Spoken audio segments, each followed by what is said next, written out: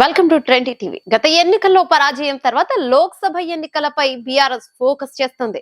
అయితే అసెంబ్లీ ఎన్నికల పరాభవం నుంచి ఆ పార్టీ నేతలు కోలుకోలేకపోతున్నారు. ముఖ్యంగా గులాబీ దళపతి కేసీఆర్ కుమార్తె కవితకు వరుస షాక్లు తగిలాయి. నిజామాబాద్ లోక్సభ పరిధిలో బీఆర్ఎస్ ఆశించిన స్థాయిలో విజయం సాధించలేదు. అలాగే కేసీఆర్ వద్దన్న సింగరేణి ఎన్నికల్లో తమ సంఘాన్ని బరిలో నిలిపి ఘోరంగా ఓటమి చవిచూస్తారు.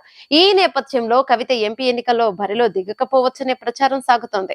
నిజామాబాద్ నుంచి పోటీ చేస్తానని గతంలో సవాళ్లకు దిగిన కవిత ఇప్పుడు పోటీ విషయంలో వెనకడుగు వేశారని తెలుస్తోంది. తాజాగా తెలంగాణ భవన్ లో నిజామాబాద్ పార్లమెంట్ సమీక్ష జరిగింది. దీనికి కవిత హాజరయ్యారు. కానీ అభ్యర్థిగా పోటీ చేస్తానని ప్రకటించుకోలేదు. దీంతో నిజామాబాద్ నుంచి కొత్త అభ్యర్థిని రంగంలోకి దించుతారన్న ప్రచారం అయితే సాగుతుంది. కవిత సైతం నిజామాబాద్ నేతలపై అసంతృప్తిని వ్యక్తం చేశారు. కార్యకర్తలను కూడా కొంతమంది నేతలు కలవనీయలేదన్నారు. తాను స్వయంగా కార్యకర్తలను కలిసేందుకు వస్తే అడ్డంకులు సృష్టించారని వ్యాఖ్యానించారు. జిల్లాలో పార్టీ పనితీరుపై నేతలు అంతా ఆత్మ పరిశీలన చేసుకోవాలని కామెంట్స్ చేశారు. ఉద్యమంలో అండగా నిలబడ్డ నిజామాబాద్ జిల్లాలో ఓడిపోయాము అంటే ఆత్మ పరిశీలన చేసుకోవాలన్నారు. నిజామాబాద్ నియోజకవర్గం నుంచి కవిత ఓసారి ఎంపీగా గెలిచారు.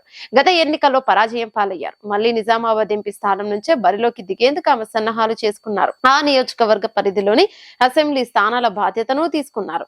అయితే తాజా అసెంబ్లీ ఎన్నికల్లో 7 అసెంబ్లీ నియోజకవర్గాలకు గాను 3 స్థానాల్లో మాత్రమే బీఆర్ఎస్ గెలిచింది. 2 చోట్ల బీజేపీ, 2 చోట్ల కాంగ్రెస్ అభ్యర్థులు విజయం సాధించారు. దీంతో అక్కడ బీఆర్ఎస్ కు ఎదురుగాలి ఇచ్చినట్లయింది.